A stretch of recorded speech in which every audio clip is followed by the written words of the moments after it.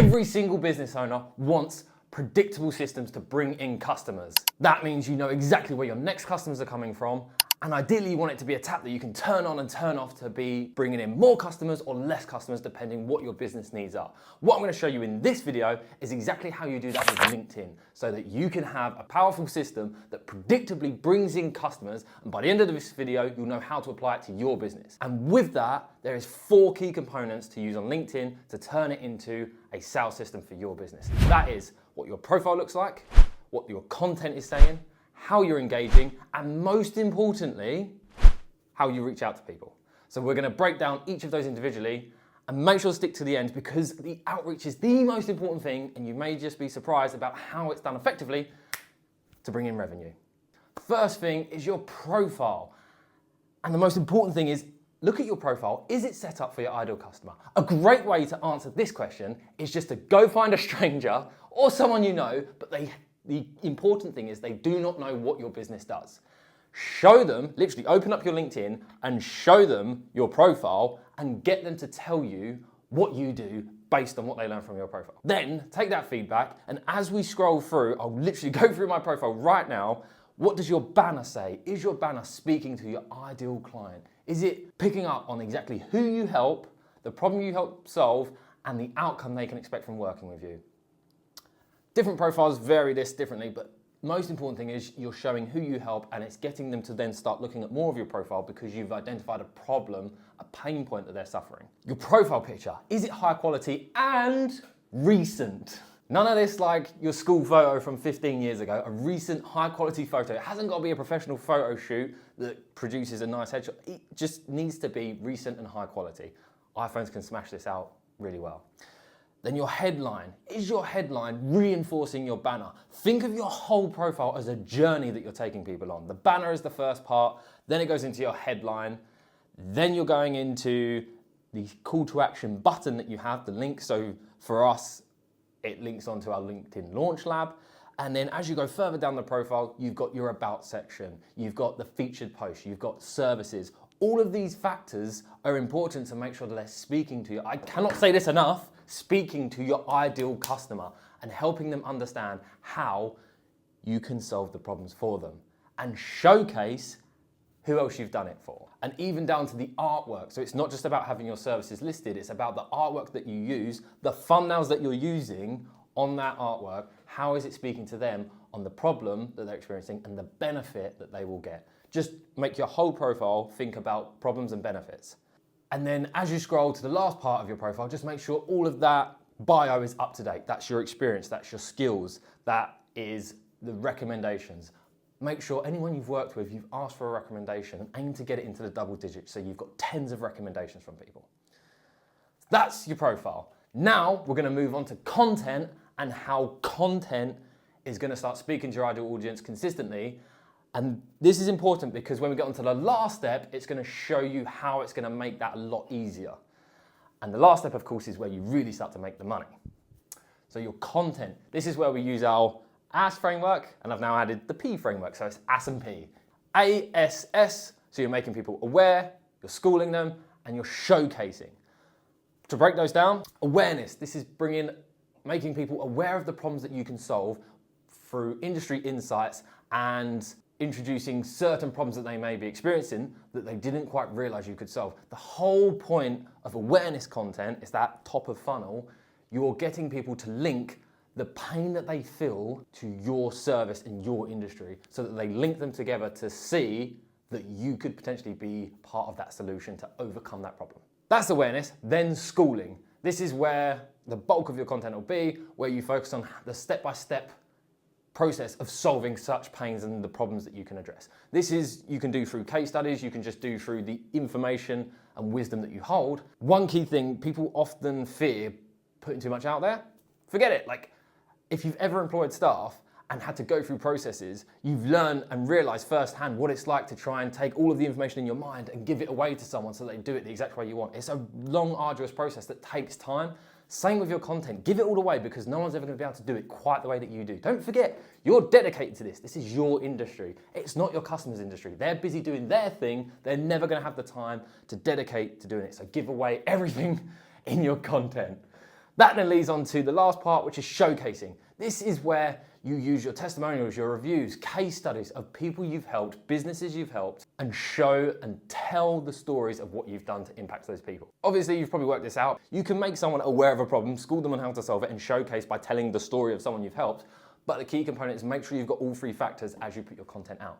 So PEA, that's peeking behind the curtain, emotional stories of your achievements.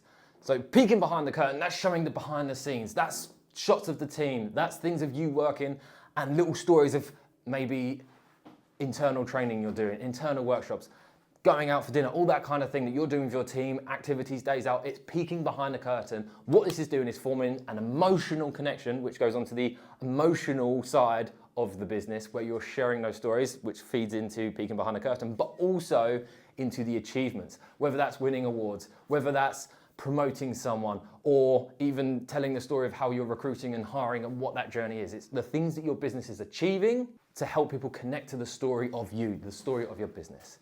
And then with your content, this is how we built an entire framework where we can produce a year's worth of content for our clients all in one go. Because we go through that framework where we've got a deep dive document of 40 questions that explains exactly how we extract that information and allows us to immerse ourselves in the business. So that's all of your content.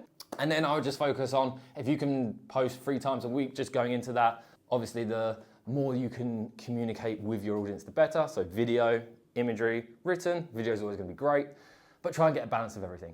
Now from content, let's talk about engagement. And engagement is the next step, where we've built your profile out, we've got content. Now we need to engage with our audience before we get onto the last step of outreach, where we're going to generate revenue and profit for your business. So in your engagement, quite simply, are you connected to the ideal customers you want to work with and the other businesses you want to collaborate with? So if you're a garden maintenance company, are you connected with landscapers, with tree surgeons, with garden designers? And are you talking with them, engaging with their content, because you can look at collaborating together and recommending each other?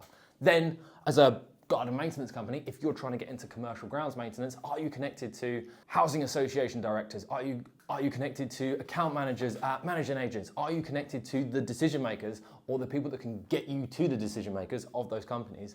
And are you engaging with their content, commenting on their posts, and not just putting great post, as in, are you extending the conversation? They've put something in a post. Are you engaging in that conversation, giving your insights, debating their points, which of course allows you to further the conversation on into a conversation. So open up a public conversation to extend it into a private conversation where you can get to know them more. The key in engagement is making sure that you're connected with the ideal people you want to work with, the ideal customers, the other businesses, and then commenting, liking their stuff so that you can start a conversation and carry it on privately. Now, this is something to do when you're starting out, but once you've got an established audience and you've got a real great outbound process where you're reaching out to people, the engagement will become less important. But to start out, make sure you're doing it to get your face in front of those people. But once you've got a bigger audience, you'll start to get inbound and people will want to work with you. Now, we've done the profile, we've done the content, we've done the engagement. Now for the most important factor of how you actually turn LinkedIn into a predictable sales system where you can turn those taps on, generate more business and slow them down based on what you want for your business at that time. This is your outreach. This is how you engage with people, the outbound that you're doing to find those customers you want. Process we do for this is look at who are the people you want to work with, get a list of them and what can you distinguish between them. And on LinkedIn, if you're using Sales Navigator, this is going to be much easier because on Sales Nav, you'll have the search results that you can filter. One important thing that I would do is when you're doing your outreach, this is where you're going to connect with people and you're going to start messaging them. Focus on second connections, not third, because it will mean that you'll have a mutual connection, so more trustworthy. And also try and target people that have posted in the last 30 days on their LinkedIn, because you know then that they're active. This is going to be much easier to achieve in Sales Nav, but you can use the free version. As of the time of recording this, you can't track whether they've posted on LinkedIn recently. That's only a feature in Sales Nav, but still, second connections is going to be better than third because you'll have that mutual. So get connecting to those people. I'm talking hundreds a month. There are plenty of softwares available where you can automate this process, but just get connecting with those second connections. And once you're connected, start the relationship.